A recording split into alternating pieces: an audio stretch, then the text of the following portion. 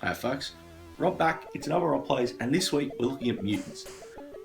What I'm going to do is a little different here. I'm actually going to show two of the versions it was released on. It was originally developed for the C64 by Denton Designs, and then converted by a company called Choice to the Specky in Amstrad. I'll show the Specky one.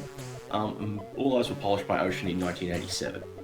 Now, this is one I've loved since I was a kid. I'm pretty terrible at it, but it's one that I played a lot. Sort of a thinking man shooter, much like, in fact, I remember showing this to a friend, and the first comment he made was that it was very similar to Hunter's Moon. And Hunter's Moon is another great one if you haven't played that. Basic story is, it's far off in the future, humanity's colonised the stars, and as seems to be want for humanity, it's still got itself in a war, fighting itself. And as it turns out, you're a part of a resistance group that's discovered that both sides of this war are being supplied by a company called Survivor Zero, a weapons company. And Survivor Zero are currently working on something called macrogenetic mutoids, a biological weapon, large-scale biological weapon that has the capability to mutate, hence the title of the game, Mutants. So your task is to breach their 15 test zones, recover pieces of a self-destruct system, and deposit that in a control zone, and hopefully wipe their facility out of space. So there's not much of a title screen. In fact, this is kind of your main menu. And to start with, you've got music or sound effects. The music discovered by Fred Gray is amazing, so I kind of leave it. And then you've got your three weapon choices. Photon torpedoes, they're fast, they're kind of weak, but they're really good just clearing smaller stuff out. Then these are barriers. They're a defensive weapon. You basically drop them kind of like mines. You build a chain of them, and it stops them. They degrade over time, and you only have a limited supply. And when they run out, you switch back to photon torpedoes. And then there's missiles. They're slower, they do more damage, but you can only fire one on screen at a time. I'm going to go just with the photons for this stage. Warp out. And this is our sector map. So, as you can see, we're looking at the control zone right there. And there are these other 15 test zones that need to be cleared out. Well, these have the thing located. So let's walk into the first zone. We're here on the zone. You can see our first strain bumping about. Its cell type's in the top left of the screen, along with my score, high score, and my lives. The lower right is basically got a compass that leads to the center of the colony. And then there's three bars. Red is, green is your shields. When your shields run out, you die. Red is the size of the enemy colony. No, it's the energy of the enemy colony, and blue is the size, or the other way around. The manual's kind of vague. It just says that those bars is what those bars mean. And then under that, you've got those 16 little shapes. Ooh. Basically indicate, have you got that component? So you can see that the second one on the first row I have. The first one on the first row has been deposited, it's a square, and the circles are ones I haven't done yet. But anyway, that is the first of our pieces recovered. So let's go to the control zone, which brings you to this maze. And the idea is you've got to get to this assembly point, and it requires you to fly through the maze. But the funny thing is, there are these shortcuts. And we're to the first control zone. And when you do that, you deposit all the pieces you've got, and you refill your lives. So you can only get 3 lives, or 3 lives in reserve, but it refills them up regardless. Anyway. So I have the photons. Photons going to be fine for this, I think so. No.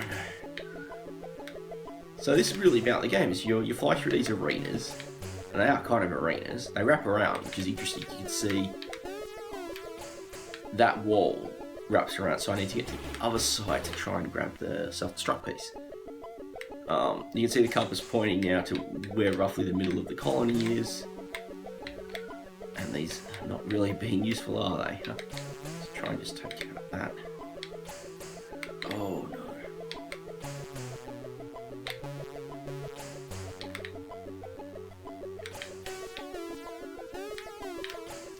And like, this is my frustration, is you can easily get into a position of infinite death, where when you die, in most games, you die, you lose a life, you respawn, and you've got that brief period of invulnerability. And you don't really have that in Mutants. When you die, you pretty much respawn with... Ooh, that was close. You respawn and you could be powdered straight away. It's probably my biggest complaint of the game. One of the things is when you're flying this control center is you can't touch the walls because you will die. A pretty gruesome, horrible death. Anyway, let's get going. Up. So it really is like you want a good, very precise joystick here. I know if you take a little too long, there's sort of some enemies that come, but that's what the shortcut's for. Anyway, I think for this stage we're gonna need the photons again. Anyway, this Barry one is really annoying. That's right, it's lower left too.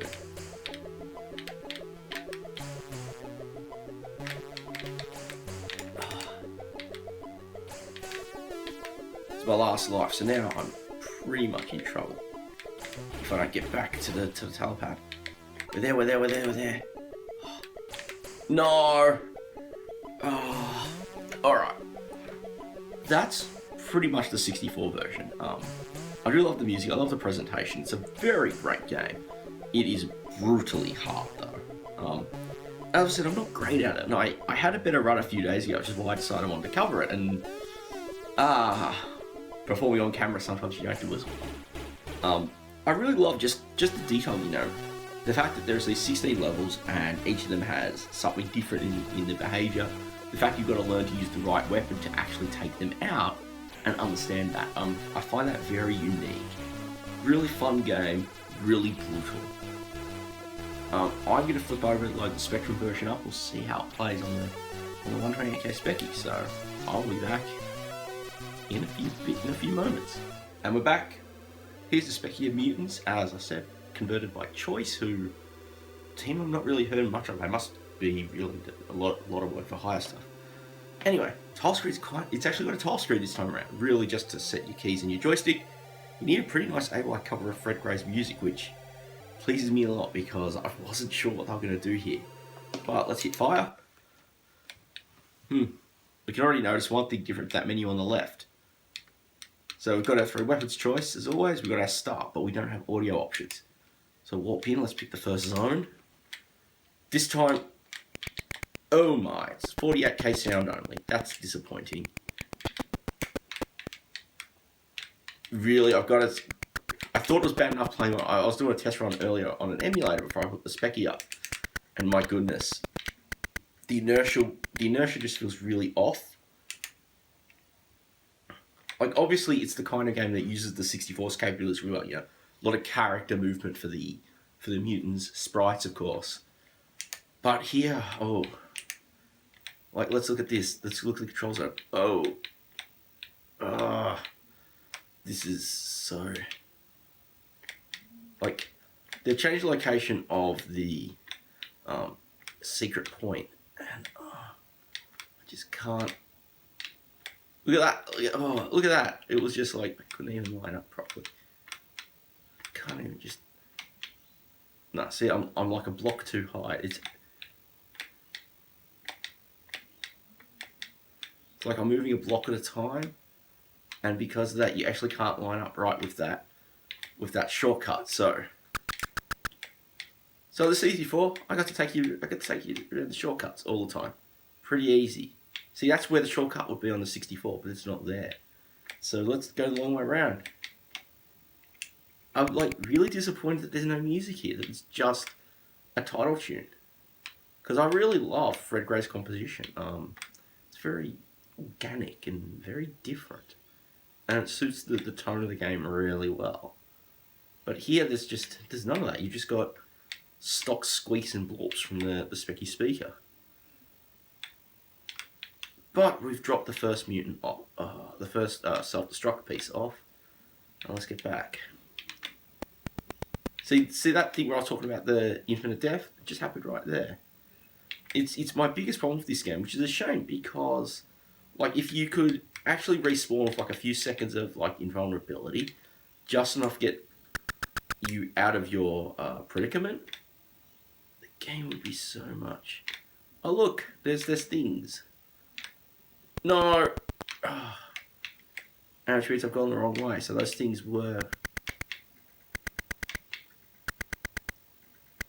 See if we can... Can we zap? I don't know if we can zap or not.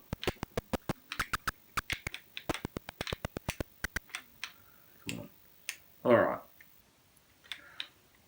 Yeah, I've got to say, on C64, it's an amazing game. It's fluid, it's... Like, while inertia is a pain, there's this great fluidity to navigating it. I'm really not feeling the fluidity here on the Spectrum, which is a shame, because a lot of the concept has been brought over pretty nicely. But at the same time, it's really lacking in comparison, because of, like, just... Like, the 64, there was inertia, but you could still precisely control the Rainbow Warrior. Yeah, I forgot to mention that. You're piloting a ship called the Rainbow Warrior. Interesting statement, no? Anyway, we have successfully gotten the second component. Let's go to the control zone. I'm really missing the music. I've said that enough times, but I am.